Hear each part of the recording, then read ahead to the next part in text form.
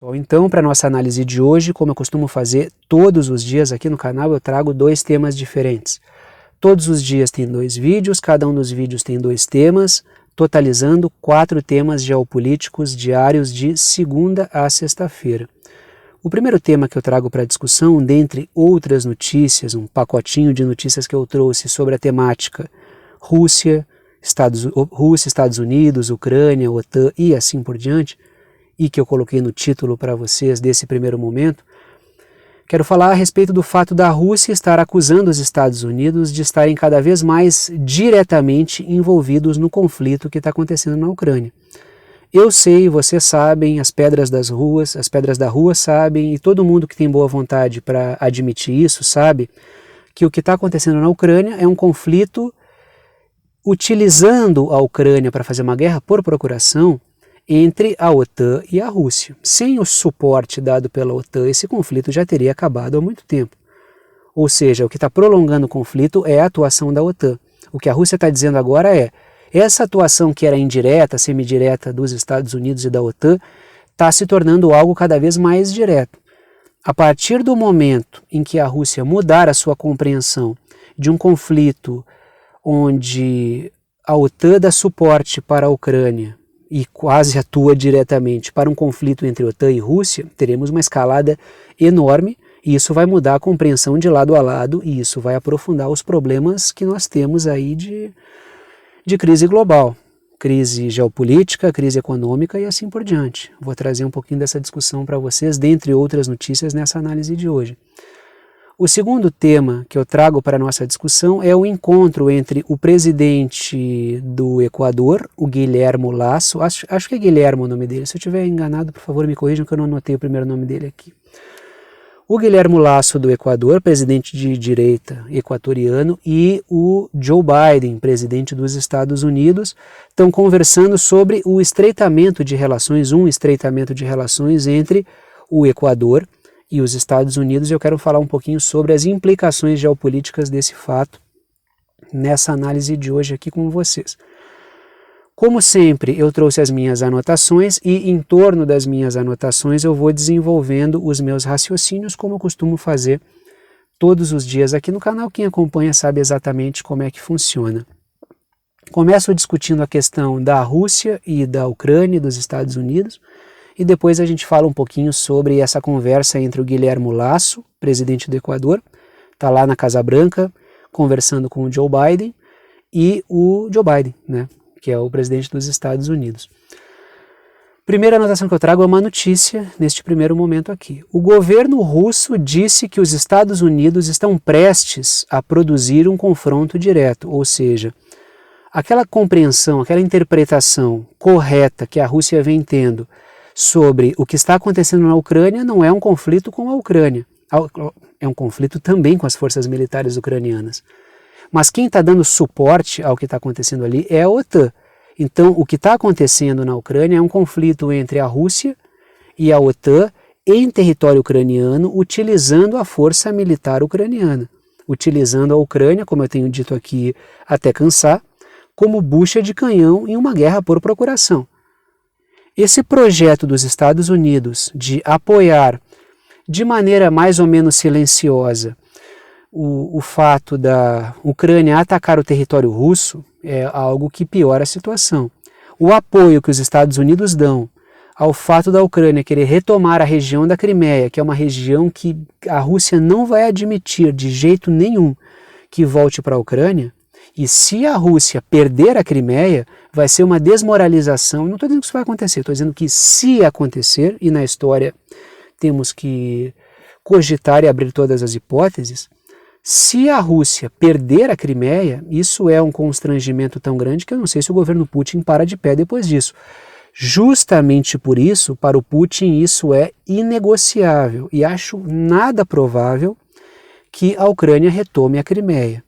Tanto é que o próprio Kissinger, como eu falei no dia de ontem com vocês aí, e tenho discutido aqui no canal, assim como o próprio Boris Johnson deu o braço a torcer sobre isso, disseram o seguinte, cara, deixa a Crimeia com a Rússia, deixa uma parte do Donbass com a Rússia e vamos negociar o resto porque a coisa está ficando muito feia. Daqui a pouco a gente perde o controle do processo. Os militares dos Estados Unidos, o Pentágono, várias figuras do Pentágono nos Estados Unidos, já disseram, é um bom momento para negociarmos, porque daqui a pouco a gente pode perder o controle de tudo.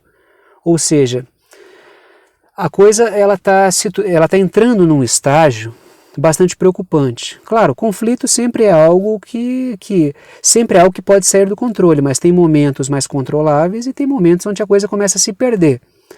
O momento no qual a coisa pode se perder é quando Estados Unidos e Rússia, OTAN e Rússia, irem para um conflito direto e não mais com o intermédio da Ucrânia. Aí temos um problema de maior proporção.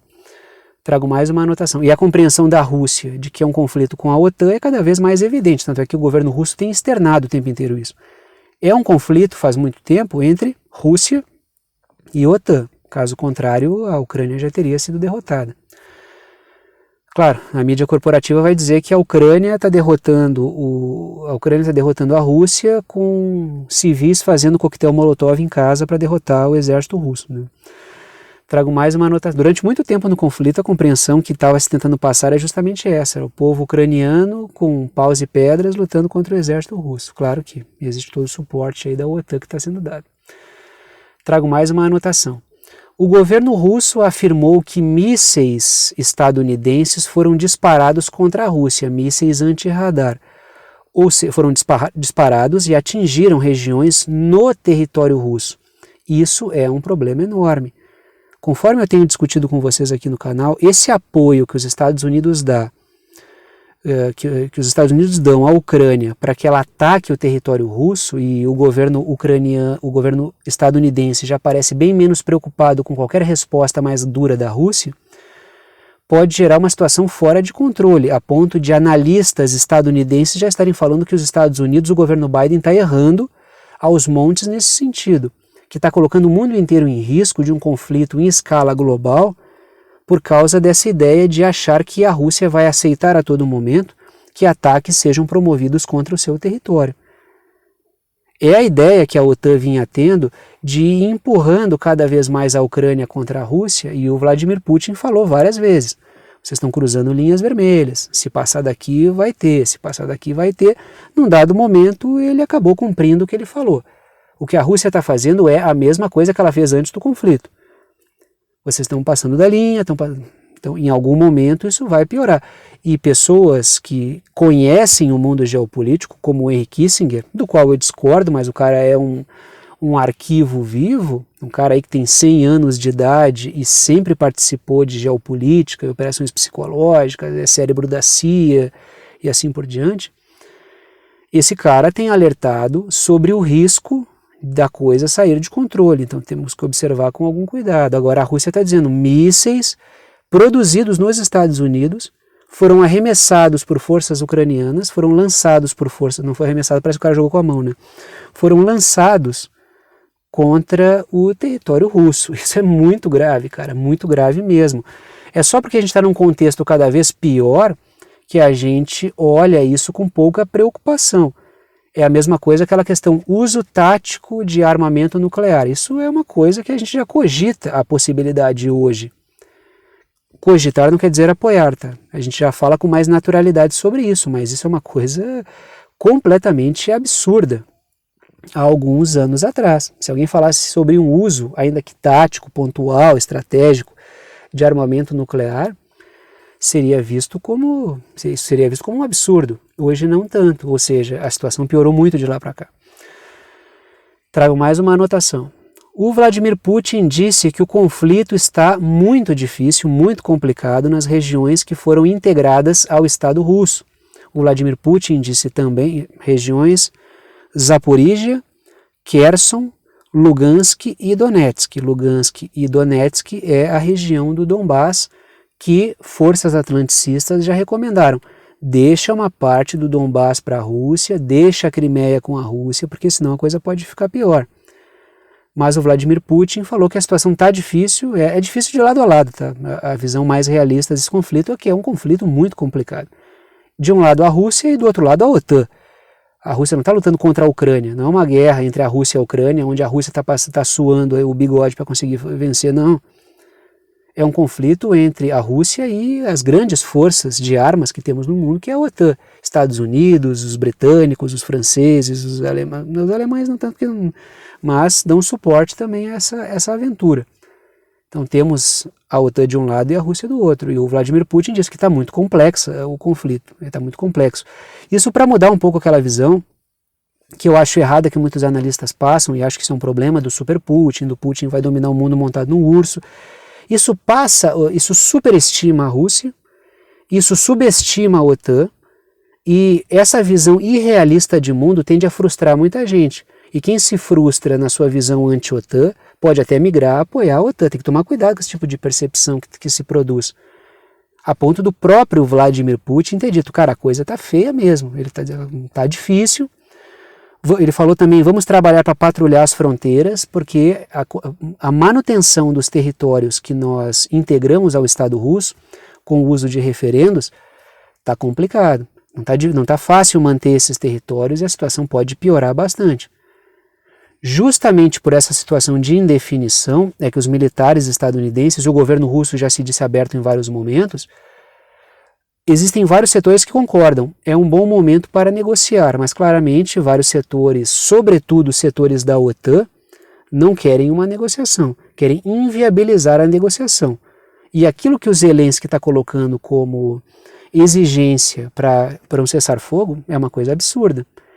Até por isso o Zelensky cumpre um papel de quem está fazendo de tudo para prolongar o conflito.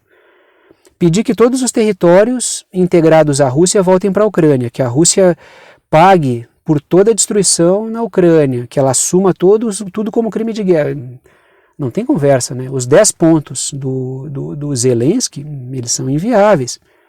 Mas existem forças que estão trabalhando para dizer, ó, a coisa pode sair de controle, vamos tentar negociar, porque temos uma janela que permite essa negociação. Se passar esse tempo, a gente está ferrado. E não sabemos para onde esse conflito irá. Trago mais uma anotação. O Vladimir Putin visitou a Bielorrússia. A Bielorrússia tem sido uma espécie de trampolim para operações das forças militares russas. Lembrando, as forças militares bielorrussas não estão atuando no conflito, só as forças militares russas utilizam bases na Bielorrússia para fazer operações na Ucrânia. O Putin visitou a Bielorrússia para conversar com o Lukashenko. Claro que daí já se criaram várias teses, de que Rússia e Bielorrússia vão atacar a Ucrânia, de que o Putin vai anexar a Bielorrússia, que a mídia corporativa atlanticista veiculou isso até a exaustão. Mas, na verdade, é manutenção de atividades. Mantém o contato porque a Bielorrússia é um território importante e um palco de onde a Rússia desenvolve atividades militares na Ucrânia. Deem uma olhada no mapinha que vocês vão entender a importância geográfica da Bielorrússia nesse conflito. Agora, quem empurrou a Bielorrússia e o Lukashenko, que é o líder da Bielorrússia, para o colo do Putin, foi a OTAN, foi ela que fez isso. O Lukashenko ele vinha desgarrando, acho que isso faz uns 2 anos que teve esse episódio, faz 2 anos eu acho. O Lukashenko ele vinha desgarrando da Rússia, vinha se afastando, isso até inclusive foi um erro estratégico que ele percebeu a tempo. Foi se aproximando da União Europeia, foi se aproximando do atlanticismo no geral, dos Estados Unidos, de um diálogo mais aberto com a Europa Ocidental. Só que aí, quando teve uma eleição na qual ele ganhou, houve uma tentativa de revolução colorida disparada pelo atlanticismo contra ele. Isso fez com que ele desse uma guinada em direção ao Putin, que deu um suporte para o cara, e aí a Bielorrússia voltou para a órbita da Rússia. Só que quem comete o erro é a OTAN. Assim, quem colocou o Putin na situação de defensiva foi a OTAN. No começo dos seus vários governos, podem pesquisar aí na história, o Vladimir Putin estava aberto a conversar com a OTAN. Quem continuou um processo de expansão em direção à Rússia foi a OTAN, a ponto do Vladimir Putin ter entendido que não haveria possibilidade de diálogo. Agora vamos falar um pouquinho sobre a situação do presidente do Equador conversando com o Joe Biden, presidente dos Estados Unidos. Primeira anotação que eu trago. O presidente do Equador, que é o Guilherme Lasso, figura da direita conservadora equatoriana, está nos Estados Unidos para conversando com o Joe Biden para estabelecer um livre comércio, uma situação de livre comércio entre os Estados Unidos e o Equador, situação parecida com a situação que a Colômbia desfruta. Colômbia aí que foi sucessivamente governada por governos abertos à negociação, a ser uma base dos Estados Unidos, não vou nem dizer negociação, a ser uma base dos Estados Unidos aqui na América do Sul. O último governo do Ivan Duque, o cara da direita colombiana, era absolutamente subalterno em relação aos Estados Unidos. Houve uma mudança, subiu o Petro e temos o Gustavo Petro, né? E temos um grande ponto de interrogação em cima da figura do Petro. Será uma esquerda anti-estadunidense ou será uma esquerda do gosto dos Estados Unidos? Vamos ver como é que ele vai agir aí nesse sentido. Os Estados Unidos também buscam afastar a China de negociações com o Equador. A China tem feito amplas negociações, buscado amplos acordos com o Equador, e os Estados Unidos perceberam essa situação e têm tentado neutralizar, e o presidente do Equador quer que o Equador tenha um status de livre comércio com os Estados Unidos para conseguir fazer avançar essas negociações. É lógico que os Estados Unidos querem colocar cada vez mais pecinhas naquilo que considera seu quintal geopolítico. Trago mais uma anotação. O Biden quer estreitar parcerias, entre aspas, com o governo do Equador. Qual é a questão aqui? O Equador ele é estratégico para os Estados Unidos porque as sucessivas vitórias de esquerda na América Latina, e isso tem aparecido cada vez em textos mais numerosos de analistas ligados à OTAN, é de que essas sucessivas vitórias da esquerda latino-americana, por mais que sejam de esquerdas que não são aquela esquerda abertamente anti-imperialista e faz um discurso bem mais sinuoso, uma esquerda meio soft, a quantidade de vitórias da esquerda latino-americana tem preocupado os Estados Unidos, e há a possibilidade do jogo ficar um pouco mais duro para os Estados Unidos nesse sentido. O caso do Equador seria, estou aqui levantando uma hipótese, isso depende muito da forma como o Gustavo Petro vai governar, porque o Petro acende uma vela para Deus e outra para o diabo, ele está fazendo aquele aceno ambíguo. Ele é um cara que apoia o governo Castilho, buscou uma melhora de relações com a Venezuela, mas ao mesmo tempo faz críticas ao Maduro, faz acenos aos Estados Unidos, então ele está fazendo acenos ambíguos, ou seja, o cara é um ponto de interrogação.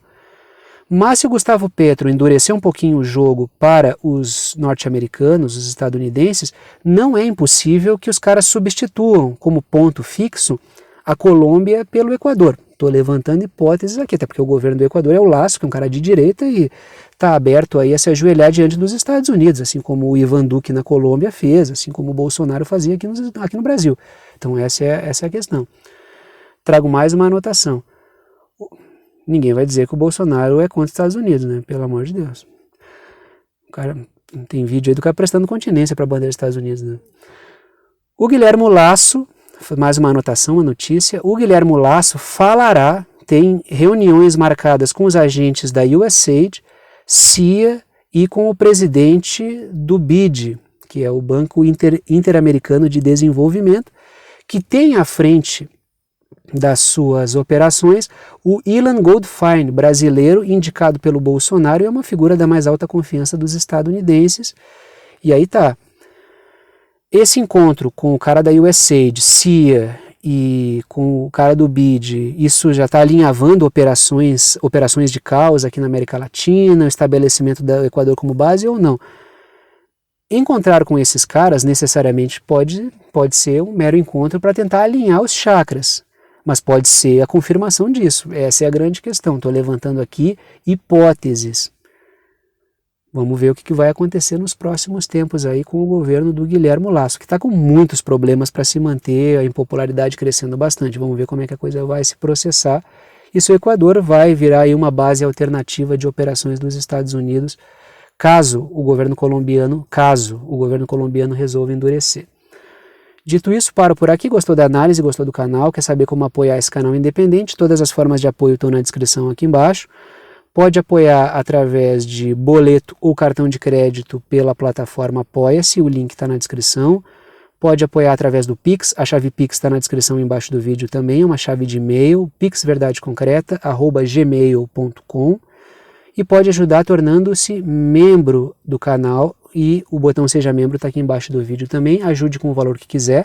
Agradeço a todos que apoiam. Vou parando por aqui e tchau para vocês.